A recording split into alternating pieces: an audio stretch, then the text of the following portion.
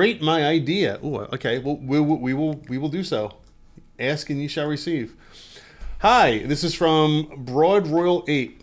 Hey, I recently came across some really cool chrome designs for watches and headphones, but noticed they aren't widely available, at least not in my area.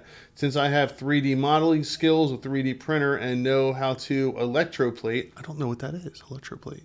Isn't that when they take it and basically put a coating? Is so it? like I don't know. A chrome coating? Oh, okay, top of gotcha. something? That makes sense. I thought about making and selling chrome/metallic rims and straps for watches and custom headphone pieces. Oh, that's kind of cool. Capital isn't an issue. Oh, well, excuse me. That's a good thing. I'm unsure if there's enough of a market. Do you think the customer base for this is established enough? Would it be worth pursuing? Appreciate your thoughts. All right, so that's kind of cool. So he's basically making custom watch bands Yep. and watch faces, I guess, right? Straps, No, bands. straps, Okay, yep. yeah, custom straps and headphone pieces, which is kind of cool. Things that would go on. Yeah. No, that's kind of cool. Well, there's always a market for that kind of stuff. Always, you'll Correct. always find people who And want to do that. if you're not looking at mass production, if you just want what you can produce at home with a 3D printer and you could sell that stuff on eBay. You can sell that stuff on Facebook Marketplace. I mean, what's that store? You can test it. What's that store? They sell like little costume jewelry and things like that. So it's in every mall. Oh, yes. You know what I'm talking about? Yeah. My wife and daughter used to go there all the time.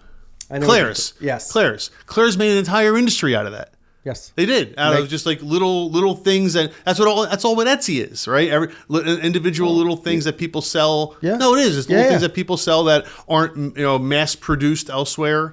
And it's absolutely. There's all kinds of things for that. In fact, I'm buying a watch soon, and I can't stand the band. I love the watch, but I don't like the band, and I don't know what I'm going to do about the band yet. But that'd be great to have an option like that. Yeah. I think once again this is a low risk entry because you could make 10 prototypes for next to no cost. Yeah. Try to sell them, see if they sell, and I don't know how long it takes to do 3D print something and electroplate it, but it can't take more than a couple of days. Right. So if you don't never have to sell your prototypes. You can still use them for show and tell, so to speak. Right. And then just print this on demand. Right? Like you're making this on demand. And then that's the question that's a great question. How long does it take to make it? Right. Mm-hmm. So you have to figure in your production cost and how long it's going to take you to do it.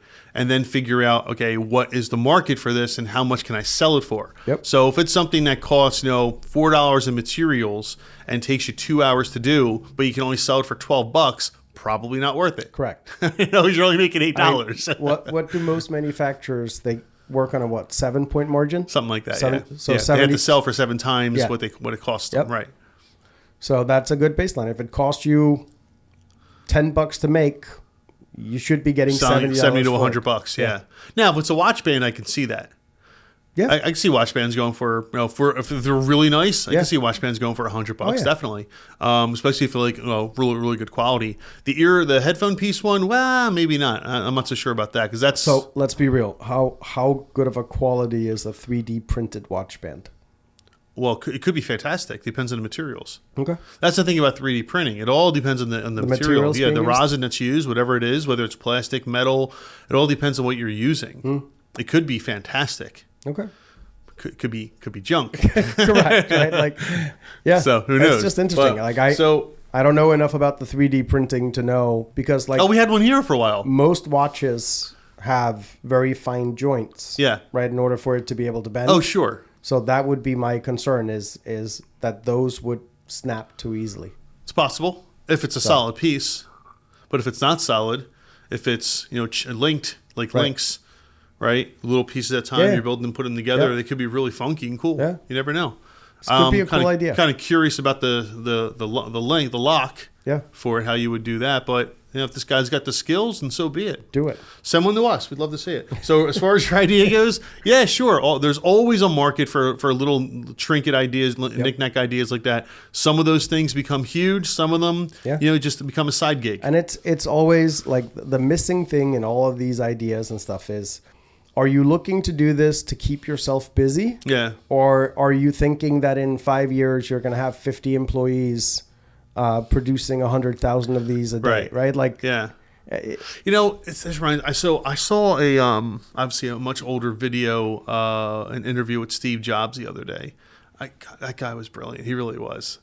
I don't know. I know you thought of him, but Steve Jobs in my mind was brilliant. Went from a marketing perspective, anyway. And what he said was that it's like he was talking about ideas, people coming up with ideas like this, right? And he's like, it's not anyone can come up with an idea. In fact, 100 people probably have the same idea you have right now. He says it's all about the execution of the idea. And he said, he was talking about where someone comes up with an idea and they're so secretive about their idea, they don't want anyone else getting it, and they're afraid people. He's like, you're not going to win or lose based on that. It's all going to be based off of the execution of your idea. And you're never going to be able to execute if you don't have, if other people don't know about it. You need people to help you execute it. Let's be real. The iPod that launched them into the stratosphere, yeah.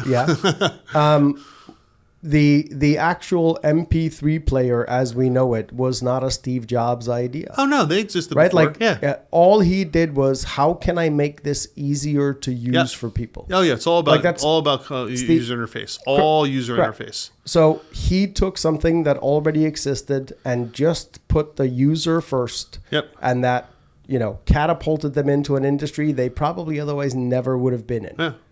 And then he took every device on the face of the planet and put it into a phone. Put it into one. It's not even a phone. It's a device. It's a personal device. Once again, they weren't even the first to do it. No, BlackBerry, right? Yeah, BlackBerry did a lot of that. Like my first phone that I could answer emails and stuff on was a BlackBerry. I'll tell you, the thing for me, in my opinion, I could be wrong on this, but the thing that really propelled the iPhone and smartphones was the store, the App Store. Because BlackBerry, they had the ability to do a lot of these things, but you couldn't get anything on it. Correct. You couldn't. There was no way to download stuff. It was impossible. It was completely a work device. Yeah. Right. BlackBerry was going after the people that wanted to be able to stay in communication. Yeah, and I was a programmer back then, and I couldn't make something for the BlackBerry. I wasn't allowed to. I didn't have access to their SDKs or anything like that. Apple opened it up to the world. Anybody can make an app. Anybody can put their apps on the store, and anybody can make money off it. Was it them that did it first, though, or was it Google? Android wasn't around yet. Oh, that's right. Android didn't exist until 2 or 3 years later. Right. Yep. Yeah, so Apple was absolutely first. 2007, I believe, right, was when the first iPhone came out, and that's when the App Store was launched. Yeah. Once the App Store came out, that was it, because now people can download. In fact, the reason I even got the first iPhone was because of an app. Now, I'll give you a hint. I was a DJ back then. Do you want to guess which app it was? Napster? No, that was way years before that. Shazam. Oh yeah. Because I would go to clubs and everything's like, oh, what is this great new song? And before Shazam, I would have to write down some of the lyrics and then go home and search it on Google or something. But with Shazam, it's like, boop, oh yeah, boop, oh yeah, and then I'd go buy it, and it was great. It was great for playing in clubs. So that's why I even bought my first iPhone, was because of an app that even Apple didn't build, someone else built. BlackBerry never would have done that. No, not in a million years. So again, it's, as you said, it's all about for them, the user interface, making things easier for people, right? Well, that's products in general. One of the best things he ever said was, "I don't need a focus group. I need a 7-year-old." Yeah. Right. He's like, if a 7-year-old can pick up one of our devices and figure out how to use it, I don't need a focus group. Right. Then I know it's good enough. Yep. And lo and behold, I have an 8-year-old. Well, she was 7. We handed her first smartphone because, I mean, realistically now the Androids and the iPhones, they're very similar. Yeah. Yeah. I handed her the phone and I wanted to see, and she figured out how to open the camera and the calculators and YouTube, and in minutes. Yeah. And I'm like, this is what he meant. Yeah. This is literally what he meant. Isn't it crazy? So if you have but if that, to me, it's fascinating, because it means if you want to make something that requires the user to use it, literally find a 7-year-old to use it instead of spending a ton of money on focus groups and testing it with adults. If a 7-year-old can use it right off the bat without having to think about it, you have something. Yeah, I agree. Yeah, right? if it's a physical product, exactly. Like board games, all of this stuff is give it to a 7-year-old. See what they do with it. How long does it take them to figure? Yeah, you're right, because some of these board games that are really complicated, we lose interest. Correct. You play them once, and you're like, I don't want to have to remember how to play this thing. Like the board games that my daughters like to play, Twister. Yeah. Not really a hard game to comprehend, right?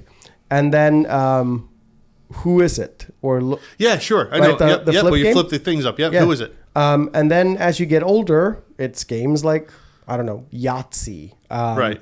It's games Even like, Monopoly's not that complicated. correct. It's just, it's very long. Yeah, it's right? long. But unless you know how to play it. Right? But like all of these games that have like risen to stardom is because at its core, it's simplicity.